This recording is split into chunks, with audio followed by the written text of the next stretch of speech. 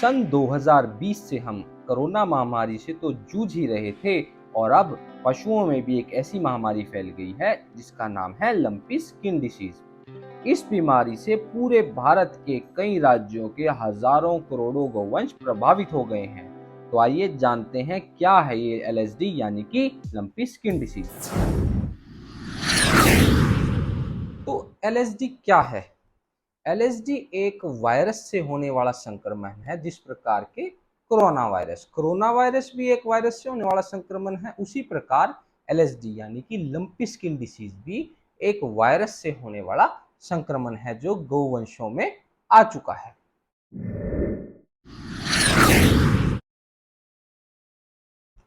अब हमारी गोवंश इस बीमारी से ग्रस्त है या नहीं, ये हमें कैसे पता चलेगा? हमें इसके लक्षणों से अंदाजा लगेगा कि हाँ, क्या हमारी गोवंश एलएसडी यानी कि लंपी स्किन की बीमारी से ग्रस्त है या नहीं। तो इसके लक्षण इस प्रकार हैं। सबसे पहले तो इसके अंदर तेज बुखार होता है, पशु को तकरीबन 105-106 डिग्री फ़ारेनहाइट तक बुखार होता है। दूसरा लक्षण है पैरों में लंगड़ापन आ जाना और सोजिश आ जाना। तीसरा लक्षण है जो पशु की झालर है उस पर सोजिश आ जाना। और चौथा और सबसे स्पष्ट लक्षण है शरीर पर छोटे छोटे बहुत सारे फोड़े हो जाना। ये इन लक्षणों से हम पहचान सकते हैं कि हमारी गोवंश लंपी स्किन बीमारी से ग्रस्त है या नहीं।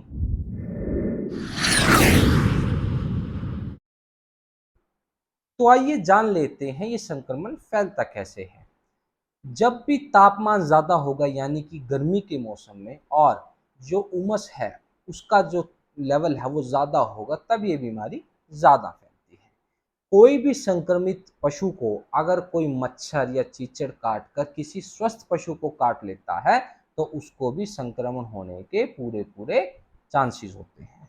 और पशु के खून, उसकी लार, उसकी आंख से निकलने वाला पानी और उसके वीर्य से भी ये संक्रमण स्वस्थ पशु को एक संक्रमित पशु से फैल सकता है। अब जान लेते हैं ये लक्षण किस क्रम में दिखेंगे। सबसे पहले हमारा पशु अगर एलएसडी के वायरस से ग्रस्त हो चुका है तो उसके ग्रस्त होने के तकरीबन 1 हफ्ते बाद हमारे पशु के शरीर में तापमान बढ़ जाएगा यानी कि उसको बुखार हो जाएगा। वो तकरीबन 1 हफ्ते तक बुखार रहेगा। गौरतलब है कम किसी पशु में ज़्यादा दिन और किसी पशु में कम दिन भी हो सकते हैं। उसके बाद जो उसके बाकी लक्षण हैं वो दिखने शुरू होंगे।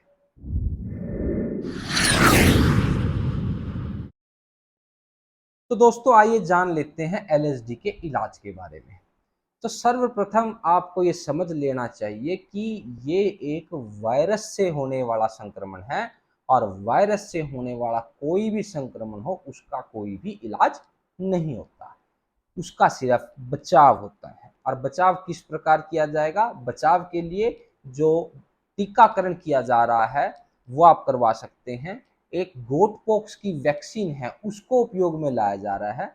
माना गया है कि जो उसके अंदर गोट पॉक्स का वायरस है और जो लंपी स्किन डिसीज का वायरस है उसका जो जेनेटिक मेकअप यानी कि उसकी जो संरचना है वो तकरीबन एक समान है।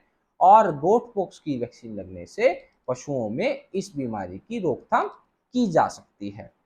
और अब रही बात जो मैंने शुरू में कहा कि वायरस है इसका कोई इलाज नहीं है, लेकिन इसका मतलब ये नहीं कि हमारा पशु ग्रस्त हो गया तो हम उसको कोई इलाज नहीं देंगे। हमें उसका सिम्प्टोमेटिक ट्रीटमेंट यानी कि जिस प्रकार के उसको लक्षण दिखाई दे रहे हैं उस प्रकार से उसका इलाज करना है।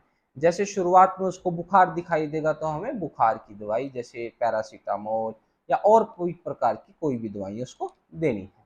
उसके बाद हमें एक चीज का और ध्यान रखना है, इस बीमारी के अंदर क्या होता है, हमारा पशु घास खाना कम कर देता है। तो उस स्थिति में हमने उसके शरीर को प्रॉपर ऊर्जा देनी है ताकि वो जीवित रह सके। तो उसके लिए अलग अलग अलग प्रकार की दवाएं आती हैं मार्केट में, फीड सप्लीमेंट्स आते हैं, उनका प्रयोग आप कर सकते हैं। कुछों के मैं आपको नाम ले देता हूँ, जैसे हिमालय कंपनी का हिम शक्ति करके एक लिक्विड आता है उसको पिला सकते हैं। और नेचुरल रेमेडीज कंपनी का ग्लूका बूस्ट करके एक लिक्विड आता है उसको पिला सकते हैं। मैनकाइंड कंपनी का एनर्डाइन एडवांस करके, ये सब जितने भी मैंने आपको ये सप्लीमेंट्स बताए ऊर्जा प्रदान करते हैं पशु को। तो ये ऊर्जा प्रदान करने वाले सप्लीमेंट्स आप अपने पशु को दे सकते हैं ताकि उसके शरीर की ऊर्जा बनी रहे। दूसरी चीज, आप उसको निरंतर लिवर टॉनिक जरूर दें और कोशिश करें कि आप लिवर टॉनिक जिसमें लीवर एक्सट्रैक्ट है वो ना दे तो ठीक रहेगा। हर्बल लिवर टॉनिक्स दे, क्योंकि लिवर एक्सट्रैक्ट से शरीर का तापमान उत्सर्जित हो जाता है और इसलिए वो पहले ही बुखार है उसको, तो कोशिश करें जो हर्बल है जैसे लीवर 52 है और भी हैं, लिवोटाज हैं, जिग्रस है, अनेक प्रकार के जो लिवर टॉनिक्स हैं उनका प्रयोग कर सकते हैं। तीसरी चीज, मान लो जो फोड़े हैं, कई बार क्या होता है वो फूट जाते हैं, उनमें रात चलने लग जाती है, खून आने लग जाता है, तो उसकी आप एंटीसेप्टिक लगाएं। उसके ऊपर जो स्प्रे हैं, अनेक प्रकार के स्प्रे हैं, टोपिक्योर है और अपना आलू स्प्रे है, ठीक है, एल्मिजोल WS स्प्रे है, उसका बहुत अच्छा रिजल्ट है इस प्रकार के जो घाव हैं।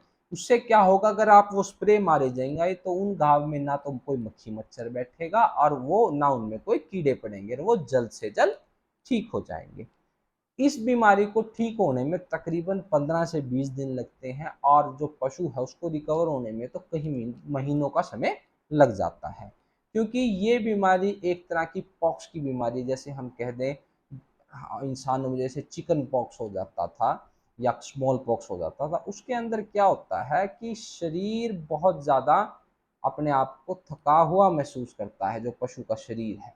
और एक और चीज़ है, जो ये जो फोड़े हम देख रहे हैं उनके शरीर के ऊपर, ये शरीर के ऊपर ना होकर जो आंतरिक अंग है, जो ईसोफेगस यानी कि जो खाने वाली जो नली है उसमें भी हो जाते हैं, जो सांस लेने वाली नली है उसमें भी हो जाते हैं।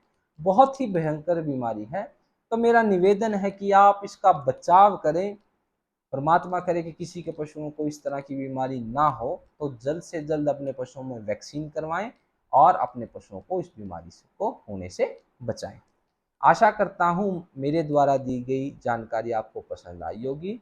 मेरा आपसे एक विनम्र निवेदन है कि आप इस चैनल को सब्सक्राइब करें और बेल आइकन को जरूर दबाएं ताकि इस चैनल पर कोई भी नई वीडियो आए उसकी नोटिफिकेशन आपको मिल सके।